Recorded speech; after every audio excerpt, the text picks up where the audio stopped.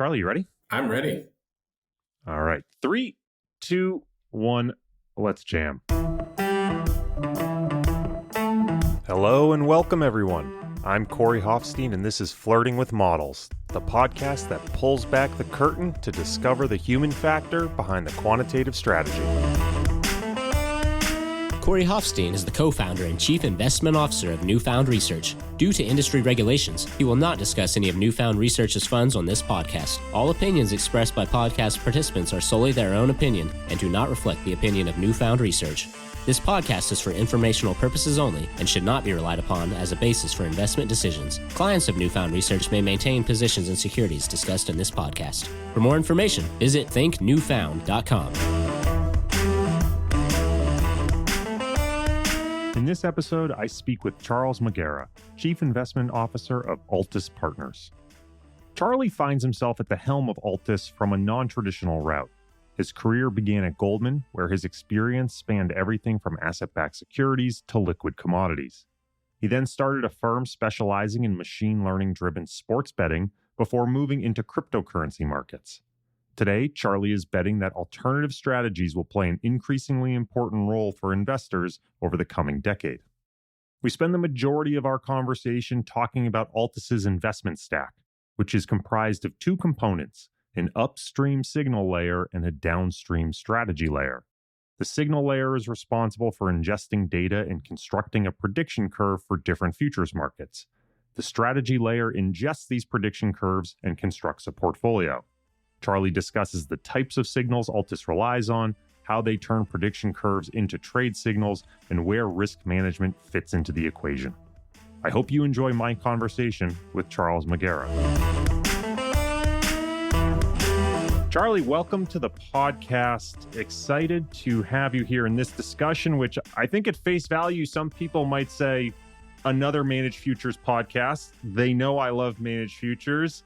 But I would urge listeners to really hold on because I think this is going to go in a really interesting, very different direction than other podcasts I've done in this space. So excited to have you on. Thank you for joining me.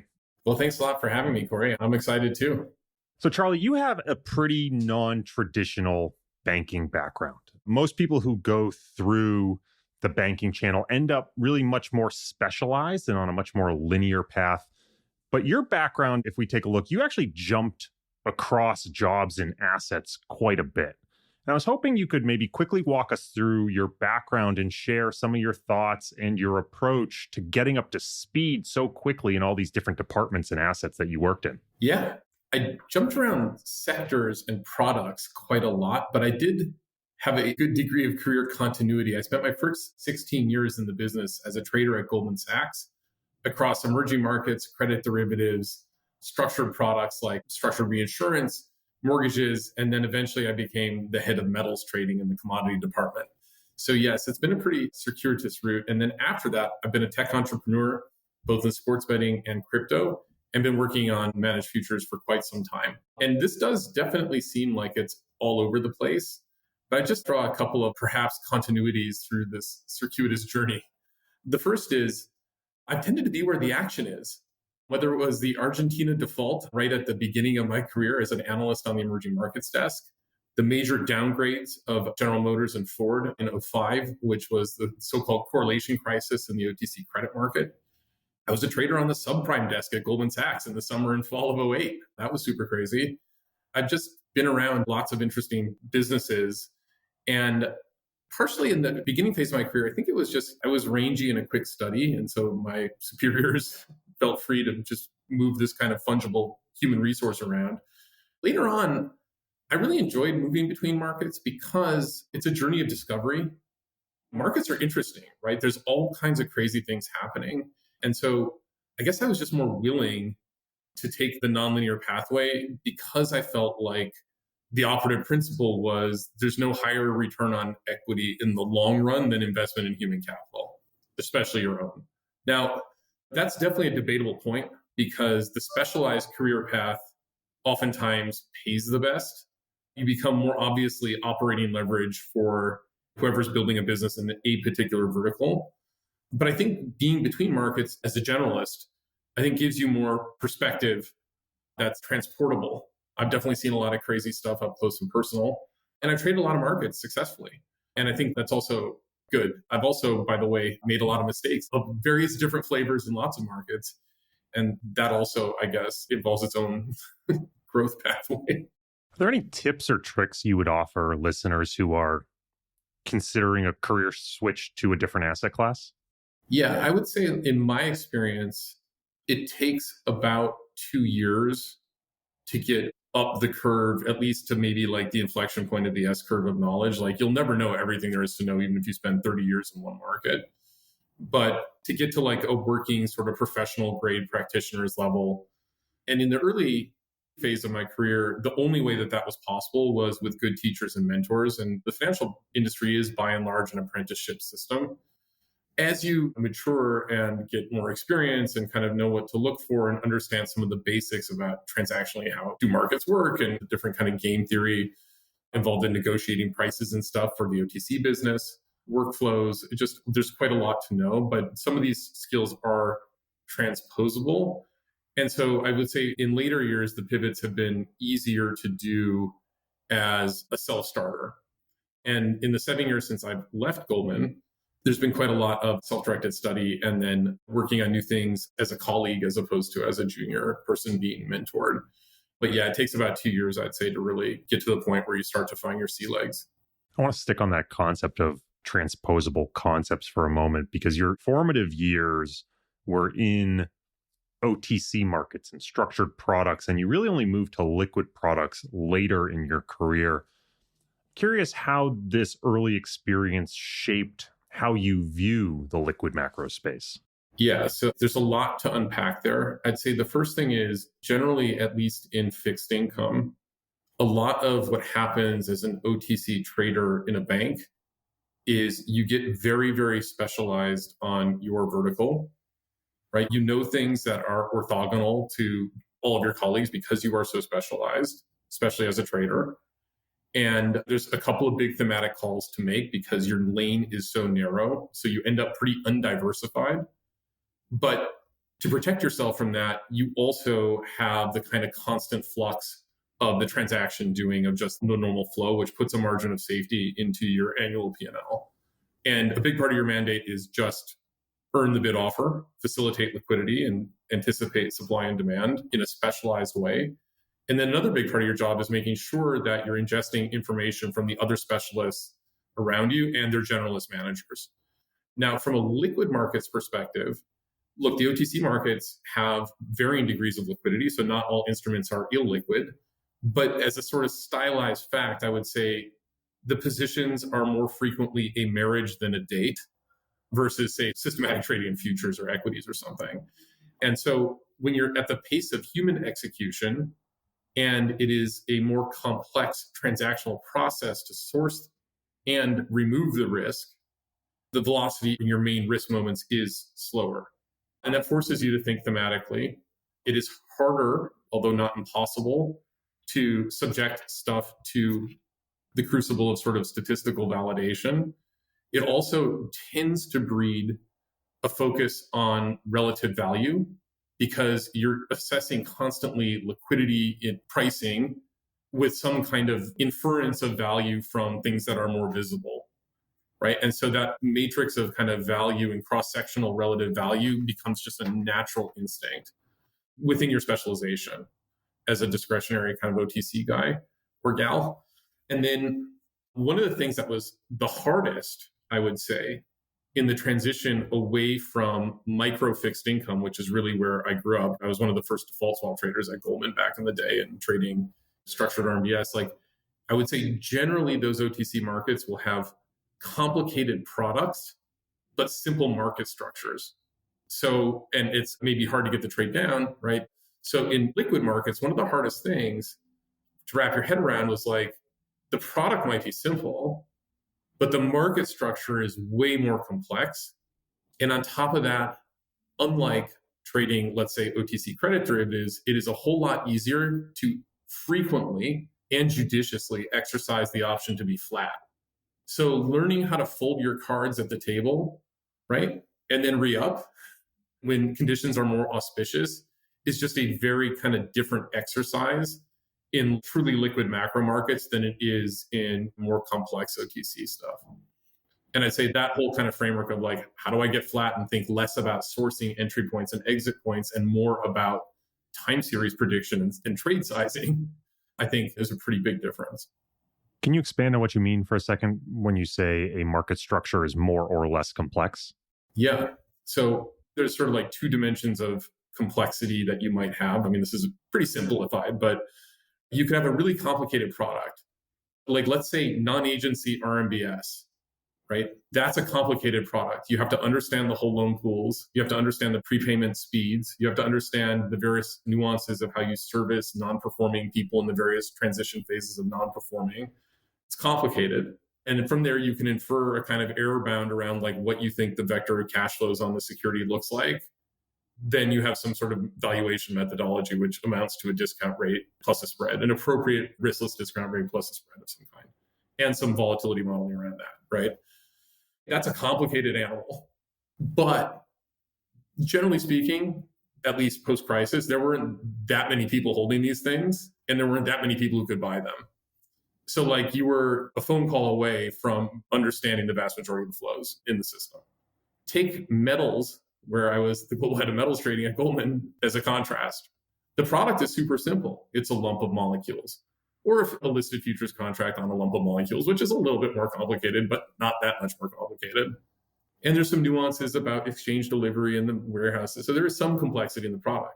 But the market structure is literally every human being on planet Earth. And in particular, in the metals market, circa the mid-2010s, the dominance of totally opaque flows onshore in China in leading pricing meant that it was pretty hard to be a phone call or two away from really understanding the flow, especially when you add in how many electronic traders are in there too. So a much more complex set of market participants with varying degrees of incentives, driving a lot more complexity in the price action. It's just a totally different thing. So before we jump to your work with Altis today, I can't help but touch on 2 points which you briefly mentioned, which was a move into sports betting as well as a move into crypto. And I can't let those go. So let's start with the sports betting, because I think there's a lot of fun stuff to unpack there. I'm curious, maybe first and foremost, how the sports betting market compared to other markets that you had worked on previously, and maybe some of your biggest lessons learned in transitioning from traditional financial markets into the sports betting markets. For sure. So, I mean, it was quite different. Well, firstly, how did it happen? Well, I was ready to move on from being a trader in a bank. I wanted to sort of do something entrepreneurial. I was ready for the next phase. And I had a friend who founded a sports betting business that was focused on using machine learning for sports prediction, which seems like a great idea. I backed him, and it was like, sports they're pretty data intensive. It's a reasonably stationary problem, right? It's like the same thing the rules don't change. It's kind of the same thing over and over again. And so it was like, oh, and for me personally, I was like really intrigued with the idea of exploring the contact surface between a human and a computer, because I had done very well as a discretionary OTC guy. And I would say like my first foray in commodities, I was fine on the thematic stuff, but all the tape reading stuff was a foreign skill set, as I just described. And so just taking the next leg of my career to kind of like work on electronic trading and machine learning. This is before machine learning and AI were cool. This is like 2015, 2016. It seemed like an interesting thing. And sports seemed like a really good way to do that because we could get paid to learn. And then also we could hire the talent, which at that, data science talent back then was more scarce than it is now. And it was like, if you tell people they can wear jeans and a t-shirt and think about sports all day, then maybe you can access the talent at a different price point than if you're making them think about treasury bond basis or something. So that was kind of how we ended up there as the sort of first step on my own. And it was a totally different market, right? And I would say a couple things. The first is, number one, it's an asset with a basically 2-hour duration, which means the need for capital to intermediate the flow is intrinsically constrained by the short time horizon. Like basically a sports betting business is all income statement and no balance sheet, kind of hand waving. So that was kind of the first thing. That also means that the barrier to entry is low because basically every sort of statistics autodidact in the world, like the first thing they do after they learn Python is, oh, maybe I can make money betting on sports. So sports betting as a trading business is like a 0 out of 10 on business model innovation, even if it's like a 10 out of 10 on technical challenge. And then because of the seasonality, the entropy changes right throughout the season, right? You know a lot more by the end of the season than you do at the beginning. But basically, the market never gets dumber at predicting sports because it's totally stationary. And so because that combination of low capital intensivity, low barrier to entry, and stationarity, it's actually pretty hard to get an edge in sports betting. And then finally, and I think this is more on the market structure, sports are basically an entertainment product more than they are a financial market, which means the vast majority of the flow does not ever see the light of day in secondary market trading. It just goes into a primary B2C operator where they're a lot more focused on retaining the customer and getting second and third deposits than they are in risk managing any one line item, at least within reason. Some huge concentrated things, a different thing, but basically, even if the customer wins once, they're probably going to just re-up and then lose later. And so the whole kind of idea of a big liquidity intermediator, I don't think it was that necessary. So it was kind of like a bit of a thesis violation, even though it seemed like a really interesting use case for machine learning. Now, I think there are a number of successful high-frequency sports betting shops, but it's really about high-frequency liquidity provision. It's really focused on in-play betting. And yeah, it just didn't seem as interesting once we kind of dove in as it seemed after, or as it seemed before, rather. So, well, you went from one interesting market to another with your pivot to crypto in 2018, which candidly, the timing of that seems pretty interesting for people who know the history of the crypto market. That was pretty much right after the 2017 ICO bust. Like the market was not in a boom at that point. It was in a bust. Curious what some of the initial opportunities you pursued were. What was the catalyst for the transition, and how did that opportunity set change over time as the market evolved? Yeah, so because of all the sort of drawbacks of being a sort of secondary market sports specialist that I described, I should also add there's one other kind of crucial aspect of sports trading, which is, I think, really kind of fundamentally different than most financial markets, which is because it's a 90-minute duration asset. If you think of a market as an interplay between a buildup of expectations and a resolution to fundamentals, that resolution to fundamentals happens incredibly fast in sports. And you have to have basically low latency action data because you're truing up to fundamentals constantly at a very quick wavelength. And in any event, you're always done at the end of 2 hours, basically. And again, the participants in the sports market would say, why would I hedge? I'm just trying to turn the velocity over as fast as possible, right? In crypto, by contrast, we had sort of watched the 2017 bubble unfold. And it looked a lot like blow-off tops that I'd seen in many other markets over the years.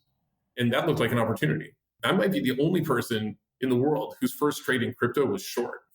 In early 2018, it was just like, wow, this is a blow-off top that's in the process of resolving. But bigger picture, it was like, wow, I have a team of data scientists and engineers who are good at integrating with pretty non-standardized, shall we say, platforms on the internet. And this might be a good use case because literally nobody in crypto ever said, why would I hedge, right? It's an infinite duration asset. I shouldn't say literally nobody ever said that because now it looks like there are some people who did not say that. But you take my point. And so it seemed like a really interesting and dynamic market that was very liquidity constrained and that a lot of the techniques that we were thinking about might be applicable to. And so I decided to pivot the business to crypto. I think the other really interesting thing about crypto is, in addition to the market dynamism and the complex and definitely non-stationary market structure, so that non-stationarity means there's a lot of value for a human beyond just project managing engineering, right? Like there's a lot to understand and it changes. So that was interesting. But in addition to all that, I had the experience of looking into crypto and going like, okay, sure, this feels like a really wild, high velocity online gambling market. There are certainly aspects of that. But also, there's a really deep intellectual layer there, right? And like the deeper you dig in, the more you find.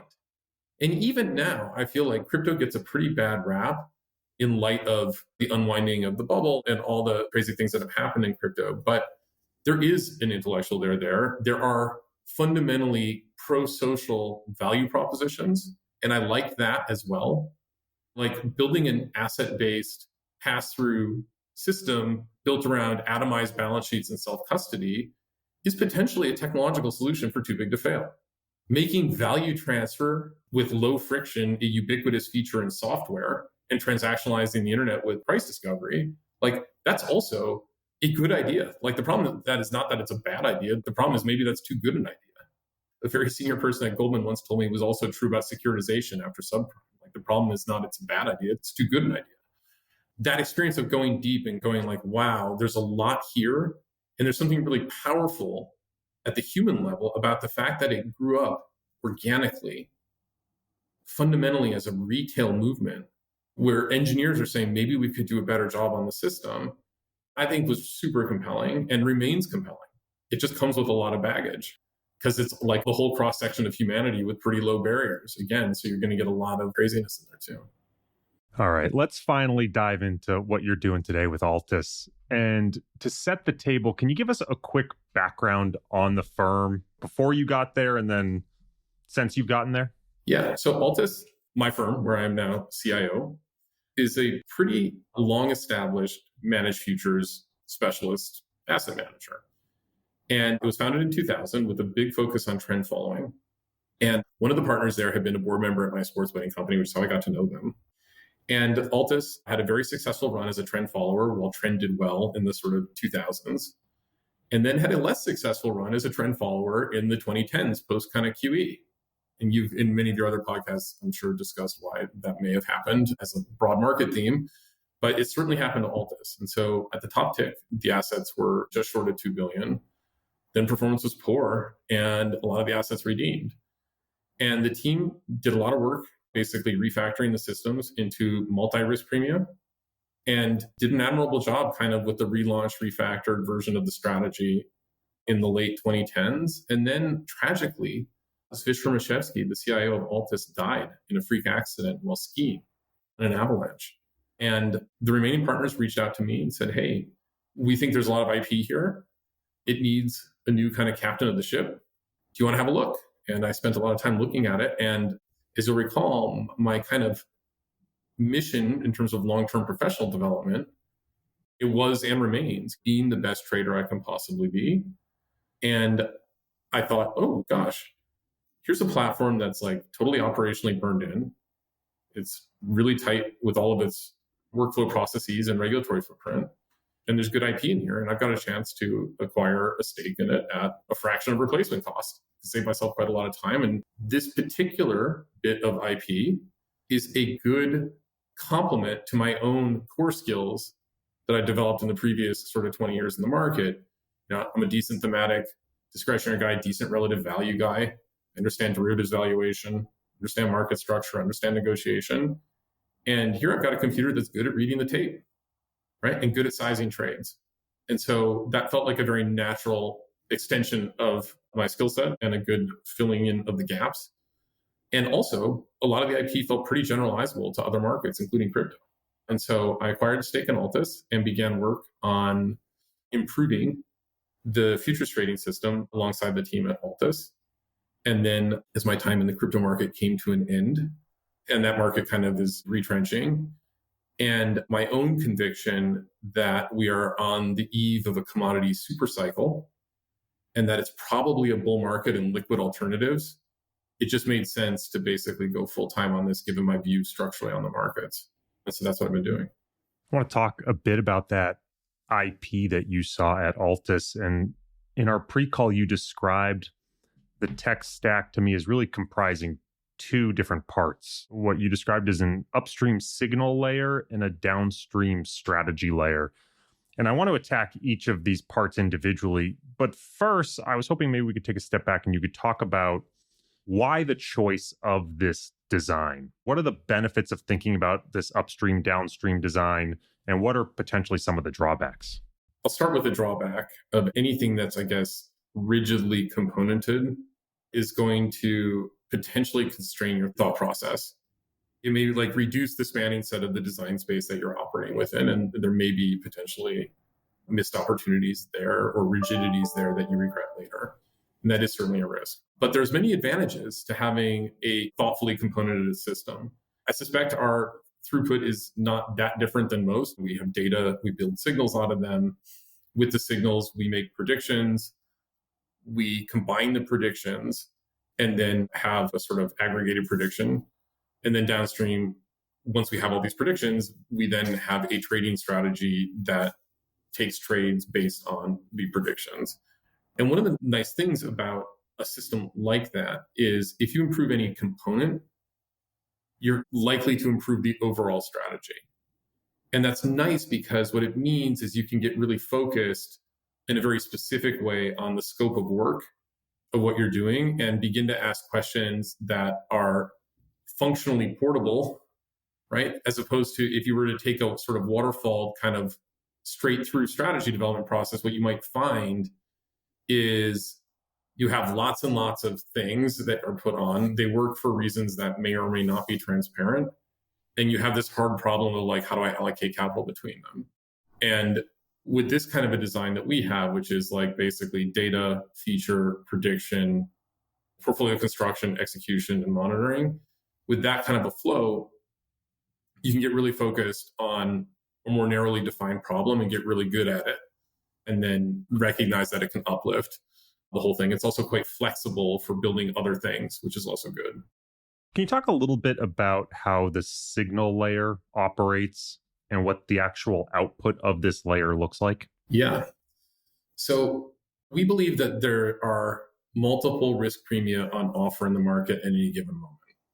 And we want to try to use them to predict future returns. So what we do is we look at some of these alphas, which are pretty well known, like trend and carry. We have our own approach to how to do that properly, but trend and carry are like obvious alphas that interplay with each other and so on. We look at trend and carry. We look at intermarket lead lag relationships, right, which we think is also important. And then we have some cross-sectional relative value stuff that we spend a lot of time thinking about in an attempt to, I guess, get more predictive power in a way that's not correlated to trend out of the market. And that's an attempt really to do two things. One is to solve some of the problems that are well known with trend following, which is like you're not on your high water mark most of the time. You have this really nice skewness in trend, but of course, also sometimes it feels like you're the dumb money and the last guy at the party staying too long. Like you're the dumb guy who buys the top and sells the bottom. And so what we've tried to do is have some degree of alpha that works at other times and attempt to smooth those returns. And also have more alpha, right? Just have more alpha. Because if you're on a Sharpe of 1 or 1.5, life's a lot easier than if you're on a Sharpe of 0.5. So what we've done is we have these alphas.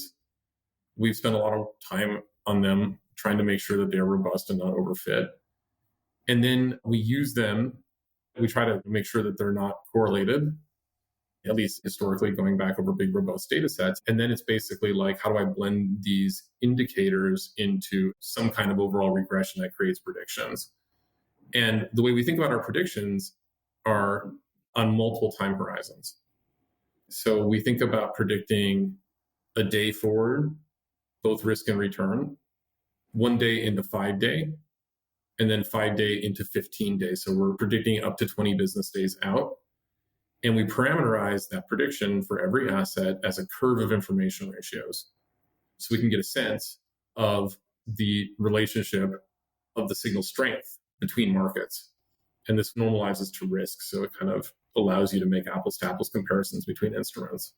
In our pre-call, you said to me, quote, reliance on market data alone for generating signal is a potential weakness in a world of increasing non-stationarity. What did you mean by that? Yeah. Okay. So I'll tell you a story, I guess, in human terms rather than quant terms first, which is the world is changing. And the world is changing, I would argue, more quickly than it has in the pre-COVID world. And that's basically because from 2008 to 2020, you've had kind of this like dominance of a Fed put and a policy framework that is designed for volatility suppression.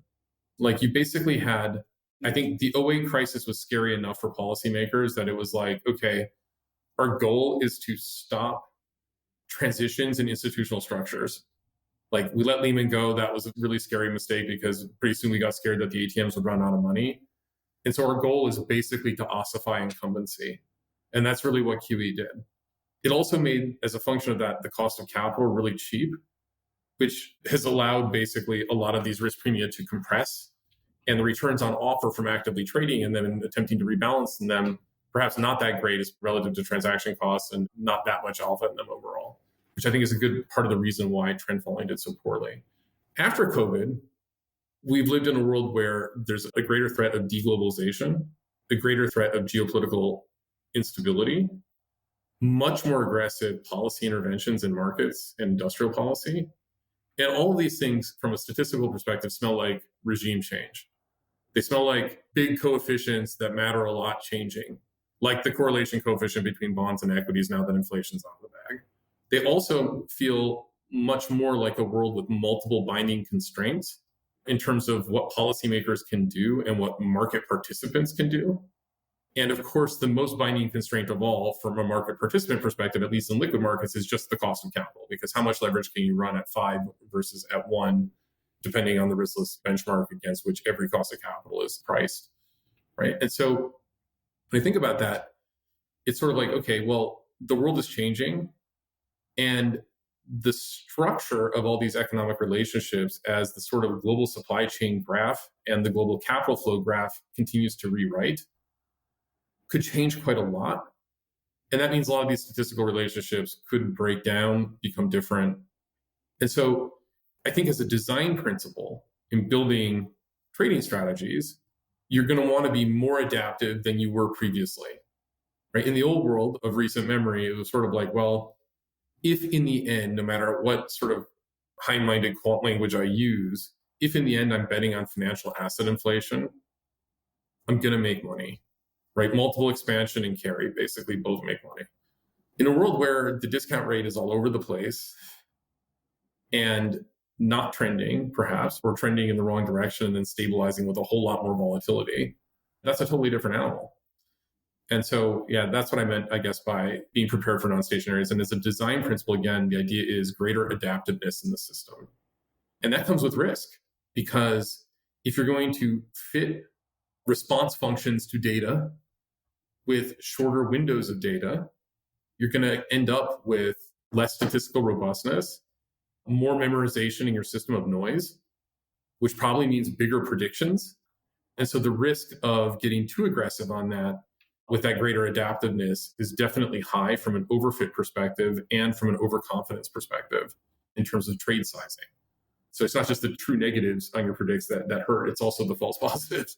But that doesn't mean it's the wrong idea, because the market structure is moving faster. And I believe that the pace of these non-stationary events are going to increase over the next couple of years as we go through our fourth turning and rearrange institutional relationships.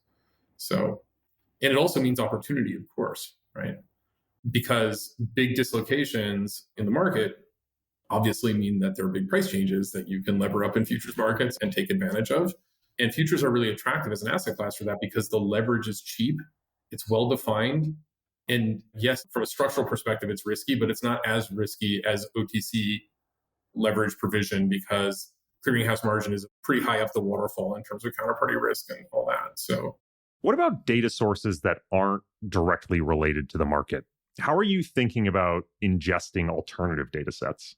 Yeah, so alternative data is really exciting because it offers the potential for information content that is not in just the tape of prices, right? It's like you're allowing a system to ingest new orthogonal information, and that seems really potentially helpful in raising your predictive edge when you're predicting the market.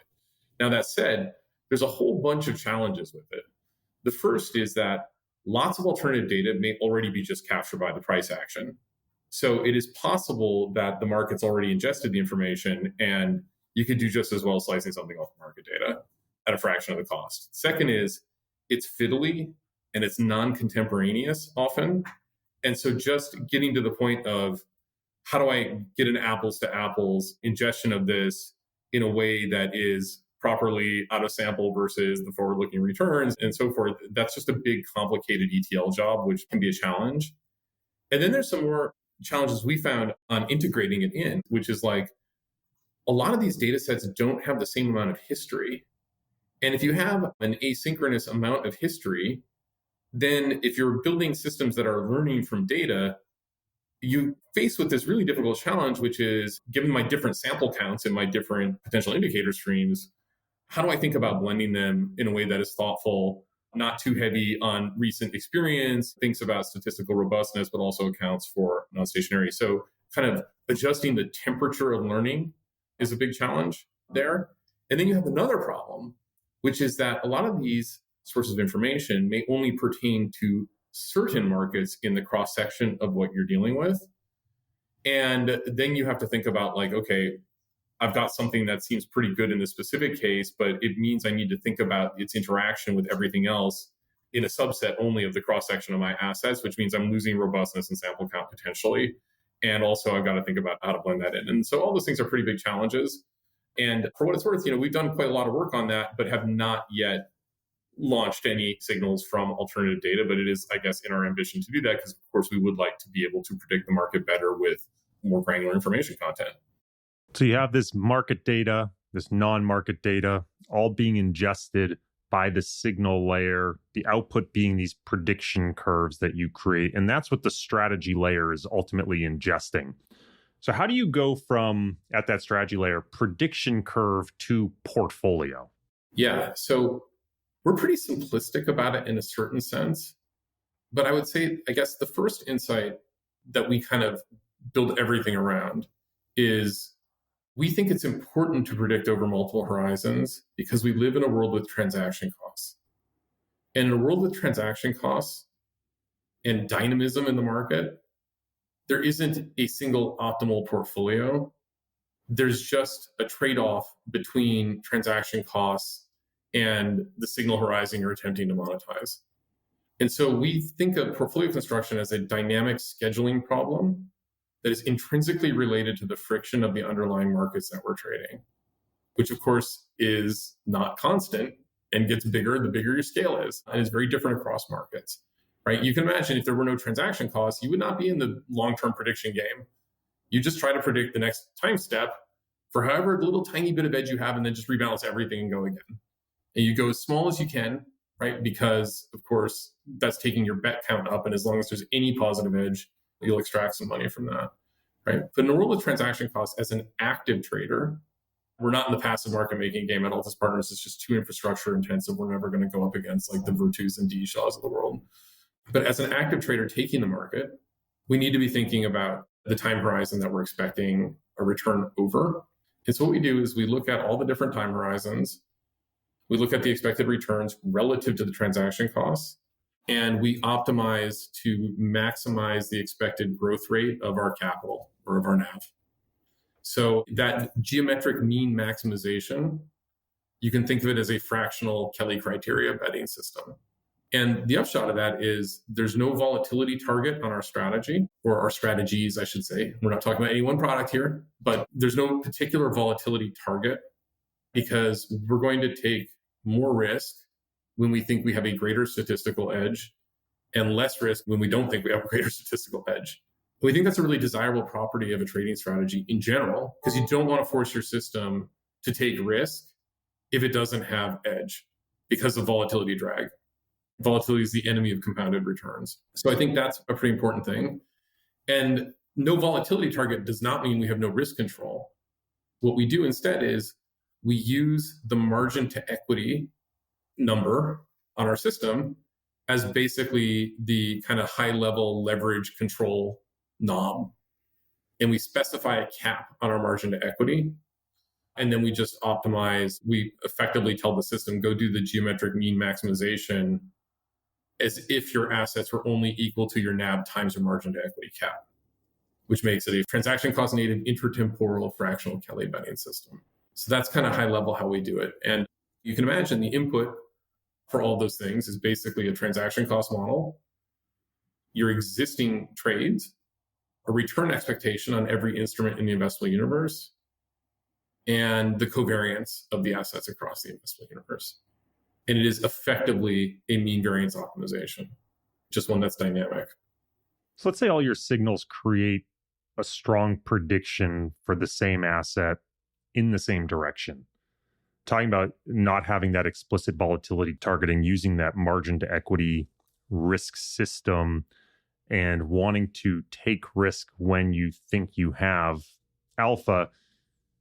If you have all the signals leaning in the same direction, is this a case where risk ultimately should get pressed? Or is this a case where we should actually take a step back and say, no, actually, we need a second check? Risk should actually be somewhat modulated, or we might get out over our ski tips here. Yeah. So it is possible that all the signals align, and then our weighting creates a more aggressive aggregate prediction. That is possible.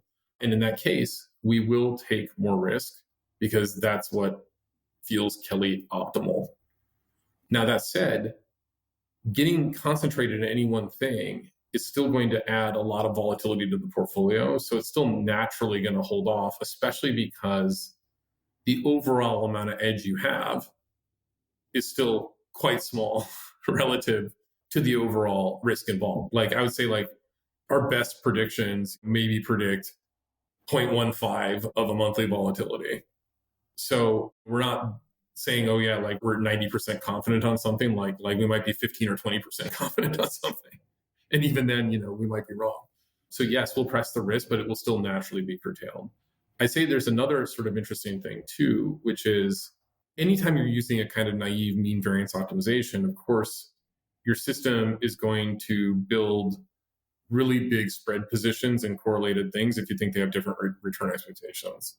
And generally, that can be spooky because if you got something wrong, you might be really levered and have a problem. Like that's the road to perdition from a risk management perspective. And so what we do is there's lots of ways that people handle this. Like you might use a two-factor risk management system, like capping the aggregate leverage by instrument or by sector. You might do something like put a ridge bump down the covariance matrix and boost the volatility of individual assets, right? And sort of tell your system that idiosyncratic risk counts for more, basically, than you're actually observing in the market. We don't like to do that because we think it's important to have an accurate representation of our best guess of what the measured risk really is, right? So that kind of like ridge bumps or correlation clustering or that kind of stuff, like we don't really do that. What we like to do instead, in plain English, is to say, well, geez, you've got these really divergent opinions and these really correlated things, but history says that that's pretty unlikely. Like maybe your opinions should not be more granular than your risk management methodology. And so we end up topping and tailing stuff in relationship to the cross-section of other stuff. And that naturally enforces diversification. It clips a lot of the tall trees in terms of the predicts and basically forces more diversification into the system. But we do it at the prediction layer. Like we do it by trying to be humbler. Our research suggests that kind of an approach where you're basically letting additional cross-sectional information into your predictions, like pretty late in the processing game, we think that's like a really good thing to do for the risk management side, but it also seems to have a really nice result, which is that it seems to uplift the predictive accuracy of the system, which is like taking an ensemble of information and thinking about how everything should relate to each other. Number one, it makes your opinions smaller, but you end up predicting more. And that's a really interesting result, like less is more. So that's kind of how we think about that. In our pre-call, you said, quote, as a design principle of the system, we believe that change in the market is accelerating. We want the system to be more adaptive than less adaptive to this market state. I think you started to touch on this a little bit earlier, but I wanted to ask it as a standalone question because I think it's a powerful view that you are holding. So the question here is really, what is your thesis for this view and how does it actually impact the design of your systems? Right. Well, the kind of broad-based macro thesis, I think I kind of covered a little bit before, but the basic idea is we're in a world with a greater degree of institutional volatility. Like people are reassessing how they're all going to get along. So every dependency graph in the world, whether that's a capital flow or commodity flow, a product flow with customers, the stuff is in a state of flux. And crucially, behind the scenes, the main policy choices, which have been volatility minimization, now in many examples recently are in volatility maximization. Like an old man gets upset and decides to invade a country. Guess what? Like all hell breaks loose in the market, Some other guy decides to massively constrict the cost of capital, right? And guess what? Everything in the system changes. Somebody decides, and this will be controversial, but decides that they want to lie about a public health issue, right? And then suddenly everything changes. So you're just looking at a world where policy decisions are being taken and they're no longer being taken for vol minimization. And that involves structural shifts, right? And of course, a trend, broadly defined, ought to benefit, I guess, from some first principle, because a trend is the manifestation of persistent fundamental change in the world's relationships as reflected by prices. Like a trend is the process by which a market ingests information to reflect change, like persistent change, not just noise, but persistent change. So trend ought to do okay, you would think. But I think one of the questions is like, well, could we do better, right? And like we described with some of the alphas, there are these other premia that are out there. And as a general principle, capital is more constrained. So probably you can be paid more to take all these premia. But in the end, what is a premia really but just a predictive edge on prices? And so thinking about how to blend your predictive edges on different kinds of premia is a pretty important part of the game. And then the question is, well, to get to your question on adaptation, it's like basically, well, if I learned how to blend these in 2014, maybe the world's different enough because of all these non-stationarities that I need to be conditioning my methodology in some way. So a good example would be during the March 2020 COVID implosion, the system we had running at the time, which is not the current system, it took too long to stop out of equities. It was like, well, we can see what's coming. This is really scary, right? And it's like, yeah, but I've got a long window for calibrating my volatility expectation of my bar and whatnot. And then it crashed and it was like, oh gosh, the trend is really terrible. I'm out. And then it was like, okay, well, now I'm going to take too long to stop back in. Because now that the Fed's backstopped the market's up, vol's coming down. Once that spike in vol is out of the look back window, then I'll buy it. And it's like, well, I'd prefer to buy it before it goes up 20%. I don't know about you. So like that responsiveness seemed kind of wrong. So one example that we've done is we've taken multiple look back windows for our volatility computations on a realized basis and looked at a greater of. And what that will do is like the spikes will come into scope, you'll stop out sooner, and then they'll leave the scope sooner, and you'll stop back in sooner. And that's just, again, like an implementation of a sort of idea that the velocity of what you're doing should be faster. Now, that's a design trade-off because that could come with the expense of greater portfolio turnover, false breakouts. Like if you're going to adapt more quickly, like I said, you could overfit, you could churn, pay too much TCA. But wherever that design trade-off was before in QE, my strong view is it's further toward the adaptive side now because the pace of fundamental change is increasing. So if you fit something to that data set in the QE world, you might want to think about making whatever your response functions are more elastic now. And probably that's not a bad thing. So one of the things we haven't spoken at all about yet is any specific product concept here, right? This has all been very high level design-based thinking, which I really appreciate. So I want to take it a little bit granular, maybe not talk about a specific design, product so much as product concepts or how you think of productization, because you do offer strategies in a number of structures, including hedge funds and ETFs. So I wanted to get your thought as to your approach of productizing your investment stack, and how does the actual structure you choose impact the ultimate design? Yeah, that's a great question. And I'll go in a couple parts. So one question is the product management question, which is why choose which particular design for what particular job? And then the second bit is, okay, within those product management buckets, what do you end up with? On this first point, again, my strong view is that passive investing is probably the wrong toolkit for the next 10 years. And that's because we are no longer in a broad-based asset inflation only. Like there are more risk premium in the world. So if you think, again, from a design principle of an investment strategy or a product, what you're thinking about is like, okay, if I'm going to put capital to work, how much information in the current state of the world should I incorporate in that decision?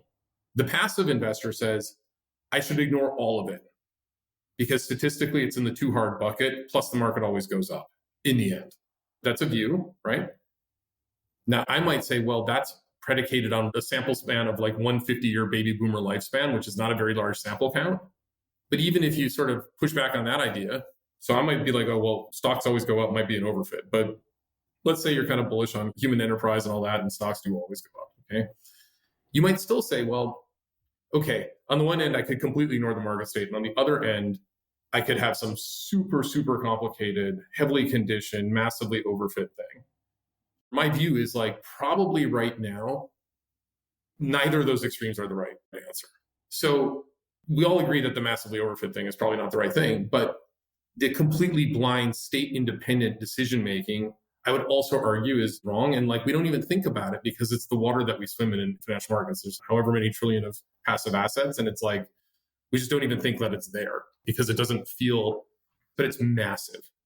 So our view as a house is, well, on that design spectrum of ignore everything or take everything into account with massive overconfidence, like there's a happy medium somewhere along the line, which makes judicious use of like well-proven risk premium phenomena like trend and carry and so forth. And probably you can do a bit better. So that's kind of the high level. And so as a product manager, what you're trying to do is deliver something like that you can kind of hang your hat on and feel confident about, right? Or that the customer can. And that has a clear use case for the customer, which is, I get it. You want absolute returns. You want diversification. You want liquidity. You want transparency. You want good governance. You want all these things. So firstly, with the strategy, how can I give you that, right? Well, a positive absolute return and a negative correlation to all the liquid things you already own are probably pretty desirable, which naturally argues for trend, volatility, and arbitrage, broadly defined. And volatility and arbitrage and trend and carry, but carry is really the 40 and the 60-40. So maybe not. But maybe it's helpful in as much as it can give you some insight into how to dynamically trade the market. And so as a product manager, like I want to give you that negative correlation, that positive return in the context of a world that's likely to benefit more active trading than recent memory would suggest. So then the question is, okay, cool. Well, if we do that in hedge fund format, there's a pretty wide design space of choices we can make. We can trade a lot of instruments. We can trade them at varying frequencies, including intraday. And we can deliver you these statistical alphas or risk premium, whatever you want to call it. Maybe the beta is the alpha, but there's a risk premium in there. And there's a fair amount of alpha and how to switch between them. And the value proposition is the diversification to a high degree, right? Because futures are really good at moving a lot of VAR around really efficiently. And so managed futures are great if your goal is to actively trade and move VAR around the system. And you can deliver that diversification without too much specialization because you got that and solve that kind of product design. And then the question is like, okay, well, that's great. If I do that now in terms of the different product buckets, they come with different limitations. Like I said, a hedge fund, there's quite a lot that you can do. In an ETF, there's less that you can do, right? You're on a daily rebalance best case. Generally speaking, the universe of tradables is more constrained because it needs to be tractable for market makers. Also, it's pretty hard to build monoline factor specialized product in ETFs because you can't really gather critical mass from an AUM perspective. So the strategy probably needs to work as an absolute return buy and hold so that the client can kind of set it and forget it, right? I think that's important. But in the end, you're trying to solve a problem for a customer, which is give me this anti-correlation with transparency and liquidity. So that's really the design philosophy. But again, the underlying thesis is liquid alts have a really important role to play, and that role is increasing in importance in this environment for the foreseeable. And then the nice thing about the ETF structure in particular is it's a disintermediated distribution model by and large, right? It's listed, so you've effectively outsourced a lot of the manual effort of DD to listing requirements. And it's got to be tight, obviously. And with that disintermediated distribution model, it can scale. And also it's more discoverable because it's listed. And so our bet working on ETF strategies is we want to deliver a product that's really good and that satisfies the need of the return stacking RIA and the need ultimately of the end client for that true diversifier that actually has positive expected return. And so that's what we're striving to do. Now, obviously, past performance is not indicative of future results, but that's at least what we're trying to do. And in the hedge fund, I think you can go a little bit more for just the highest octane kind of absolute return you want, and then modify in SMAs, basically on a per client basis, depending on what their specific needs are. So it's a little bit more customizable as well. So you shared quite a few thoughts about why you think alternatives are appropriate for this market environment, or perhaps more appropriate for the coming market environment. But I'm curious about why specifically you're looking towards ETFs as a vehicle for delivery of alternative strategies. Why not just focus only on the hedge fund delivery mechanism? Well, look, the hedge fund mechanism is obviously really flexible. And of course, we have a hedge fund. But on ETFs, we think that there is potential to deliver a pretty superior value proposition to a much larger total addressable market because of the ease of use with which advisors can allocate to them. And of course, not every advisor has access to hedge funds. And even if they do, the matching process and figuring it all out is quite hard. It's quite nice to just have a much more streamlined process that's disintermediated with some standardization. I think that's a really important consideration. And then when you think about kind of the value proposition of these types of active strategies, for a super high-end hedge fund, sometimes people kind of conflate two separate things, especially in the multi-manager platforms. Like one aspect is the returns enhancement and risk reduction coming from diversification across lots of different factors and lots of different markets. I think there's this misperception, by the way, that even if you have two liquid markets, that they have to be kind of contemporaneous and no arbitrage between them. But even if the markets are liquid, oftentimes the client bases that drive the flows in them are not liquid. And so there is an opportunity, I would say, just cross-market sort of relative value, just structurally in the market, I think, just because of the way the markets are set up. And that is one of the value propositions. Another thing, though, is, so that's that diversification, that multi-factor diversification. And then, of course, the other thing is in a really high-end hedge fund, you'll have a lot of specialists who are with really deep domain expertise, scraping every little bit out of what's on offer in the market by virtue of their superior expertise, or at least that's the claim. Now, whether that is worth paying for is a different question, because obviously it's expensive to have that kind of an operation set up. But there are some people who run things like that to great success. So at the higher end, the super premium product, those two USPs, which are specialized alpha plus factor diversification, are kind of, at the end of the day, the USP with good risk management, obviously. In the ETF wrapper, at least a portion of that can still be delivered, which is the factor diversification benefit and returns enhancement from that. And when you think about the factors that people bet on in a 60-40 model, it's basically the excess return from carry and duration and the excess return from the equity risk premium. And we've just come off a 40-year period where real yields went from super high to super low. And it may be the case that we've just seen a sort of outlier to the upside kind of returns profile to those specific factors.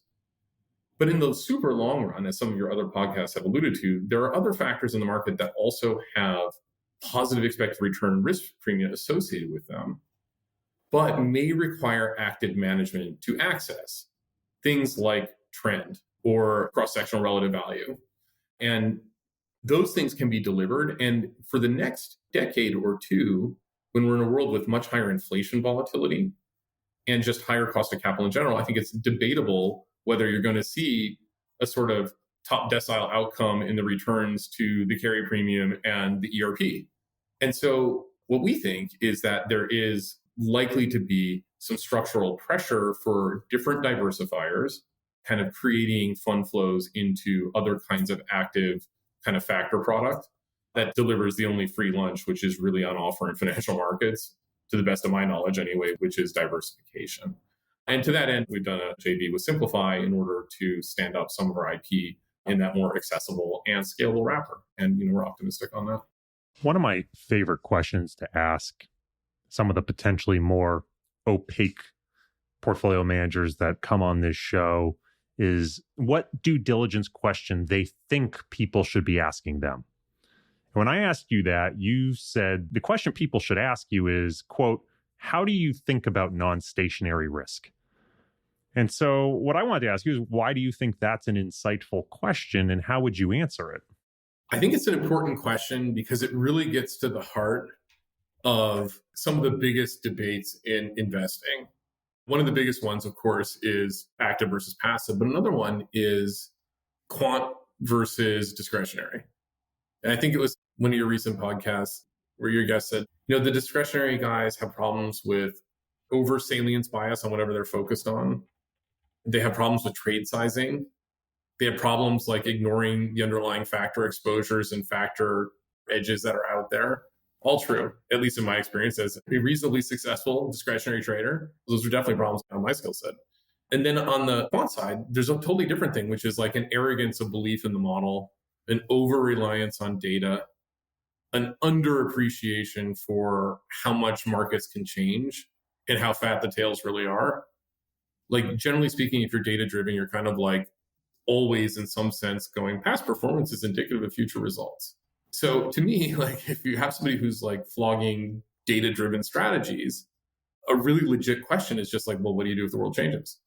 And one good answer to that is, well, if I'm in the trend following business, if the world changes, eventually I'm going to bet on it changing even more. I think that's actually a pretty good answer because that's what makes trend attractive, basically, is it's got this skewness, it's got this sort of anti-correlation to regime change, right? It's one of the few strategies that makes money on average, let's say, in non-stationary events.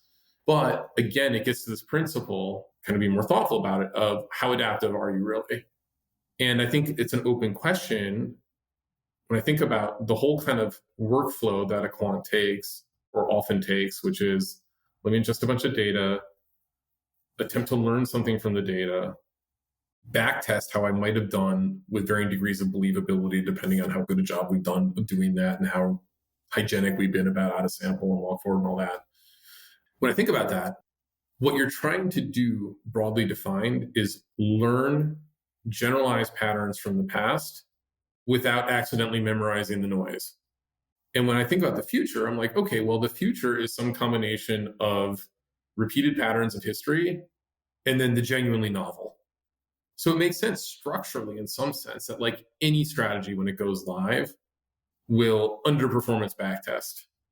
Or you might be, because you're like, oh, well, if it's repeated patterns in the past, I'll probably do a good job. And then if it's the genuinely novel unfolding as the future turns into the present, there, I guess at best I'm a push, or maybe I've even gotten something wrong. So it sort of makes sense in some sense for any backtest to sort of like outperform live. And it may not be from alpha decay. It just might be this time it's different. It's not entirely different, but it's also not entirely the same. So I think one question is, again, in that adaptiveness in the response function, whatever you're doing from the data, is sort of like, well, how do I do that? And then again, as a principle of strategy design, you're saying, okay, well, when the future seems novel versus the data set I fit over, is history a circle or is it an arrow? Are we just repeating the patterns of some other regime? And so things like an exponential decay on my data to get my signal, like that might not be right because the signal that pertained 35 years ago might actually be more relevant now given a shift, right? Or is it like, wow, something totally new has changed? It's just like, it's an unknown.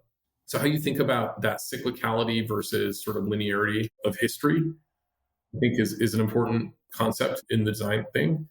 And then what we do is we try to think of economic first principles that probably don't change at all, like ever.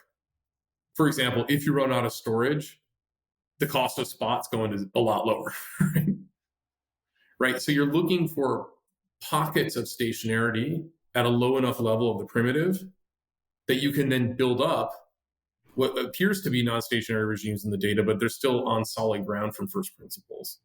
And so when we think about R&D agenda, we're spending a lot of time kind of thinking about that kind of thing, which is sure a top-down inference of how are the way things can change and attempt to measure that and infer the market state, or building something up from relationships that you can confidently say are definitely stationary. And even then they might not be, because nothing is definite, obviously, in trading or in the future. But yeah, that would be the kind of answer I would like a PM to tell me. But of course, I think that because this is the thing we built. Well, you led me nicely where I wanted to go next, which is a question about what your research pipeline looks like today. So there's explicitly that question, but maybe a little bit more nuanced because you do have this separation between the signal layer and the strategy layer. As someone who's helping set the course for research, how do you think about the dedication of resources to research in the signal layer versus research in the strategy layer? Right. So there's a risk management piece to this because research takes time, which means it takes resource. It's an investment decision that may or may not pay out because research is risky. So you may or may not do a bunch of work and then discover that it was worth doing.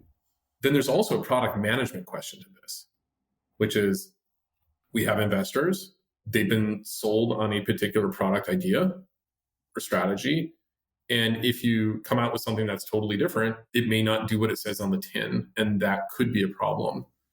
So when we think about prioritizing R&D, we want to have a mix of the obvious incremental things to do that just make you a better professional operator in your lane. There's always a to-do list of those things, but they have different degrees of marginal improvement. And how much marginal improvement they could have might be condition dependent. And so you take a view on that, right? Like, so for example, right now, we're doing a lot of work on intraday data because we want to reduce the response latency in our systems from market signal to action under that basic increased adaptiveness principle. Things are going fine, but it would be nice to be better. And we think that that might not even just be an alpha generation thing. We also think it's important from a risk management perspective. Like, even if it doesn't show up in the expected return, if it changes the skewness and the kurtosis, especially on the left tail, that's a great result, right? That makes the product better. So I'd say incremental improvements to execution, to risk modeling, and just to latency, like all those things seem like obvious things to do that anybody would want kind of no matter what direction you're taking your system. So we prioritize the incremental stuff the highest because there's not going to be any question of product market fit from a product management perspective. And it's always table stakes for just getting better after that. Looking a little bit further ahead, kind of at the generalized thing, then I guess the question becomes, well, if the game ultimately is ingest information and make predictions at one side, and then subject to having predictions, trade it the best you can, given the risk and the transaction costs. Right now, I would say the trade it the best you can bit and the risk management stuff for the kind of trading we're doing right now, which is kind of diversified directional basket trading, the kind of mean variance framework we have seems pretty good from a risk management perspective, but reducing latency would make it better. But if we were going to do a different style of trading, like really big cross-sectional spreads or curve trades or calendar spreads or that kind of thing, or less liquid markets where we had to be a lot more thoughtful about liquidity modeling, then I could imagine changing the risk management profile downstream in the strategy a lot. But right now, we've got a diverse enough world and enough ideas on alpha generation that we're really more focused on the prediction layer beyond those incremental improvements in the system. And so when we think about that, it's like we brainstorm as a team and we try to justify what we're doing in economic logic or domain specific expertise. Right. And that's another benefit of being a generalist, which is we've seen a lot of, as a team, we've seen a lot of things besides just futures time series over the course of a life. And so maybe that gives us a bit of a different perspective on attempting to articulate frameworks that then the computer can listen to.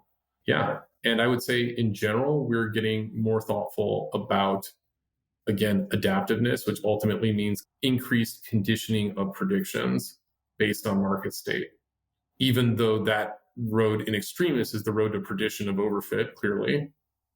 Again, on that sort of design spectrum, probably right now you want more, like incrementally more of that than you did before. And so that's really what we're focused on.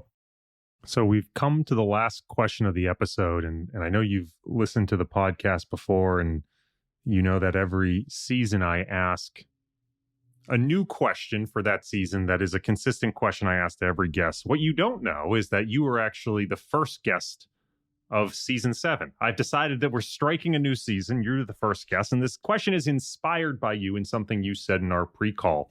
I love this idea of obsessions, what people are obsessed with. So the question is going to be, what are you obsessed with? You already told me what you're obsessed with on the pre-call. Your recent obsession is this concept of asset duration. As the last question to this episode, I was hoping you could explain to me, what is it about asset duration that has caught your fascination, and why is it such an obsession for you right now? Yeah, well, you're right. That is my obsession right now as a market practitioner. I think it was Warren Buffett who famously said, in the short term, the market is a voting machine, but in the long term, the market is a weighing machine. To put that more formally, there's a process of expectations formation, which is all about feedback within the crowd. And my theory, I can't back this up with data yet, but my theory is that that feedback is more powerful the less it's subjected to the crucible of realizations of information. So when real yields were negative, dollars in 10 or 20 years' time are worth more than dollars today, which means that the stories you tell about the indefinite future matter a lot in PV terms.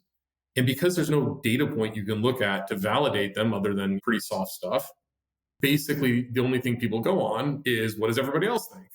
And so that process of when the discount rate is really, really low or negative, the expectations formation loop can really go hog wild. I think that's really interesting. And it probably matters a lot about the tenor of the stories you're telling. And then, of course, as the discount rate changes, the market's going to have a greater or lesser opinion about stories that you're telling 10 years out. So I think that's one thing. And then the second thing is, although Buffett says in the long term, the market is a weighing machine, in different assets, the weighing machine operates at different wavelengths. In spot electricity, it operates at wavelength 0. It is not storable, basically. S&D matches, and that's that. In gold, the storage cost is super cheap relative to the value. So what needs to true up fundamentals in the gold market? I don't know. It's like basically a Rorschach test of what people's opinions are. That doesn't mean the duration is always constant, but that idea of basically the interplay between the cost of capital, the wavelength at which fundamental realizations are playing out, and the non-stationary wavelength of expectations feedback, that's basically, I think, something that we're spending a lot of time thinking about. It may also impact whether short-term trend or long-term trend matters more, right? In terms of the informational content, like what is a trend? The trend is the market telling you with its price, I want to go to a new place. But that might be different depending on the wavelength of the asset you're trading. And so that's really something that we're spending a lot of time on, and it's intimately related to the cost of capital. Charlie, this has been a fascinating discussion, both from a high-level thesis and from a bottom-up practitioner in the weeds perspective. I really appreciate you joining me today. Thank you. Cool. Thank you.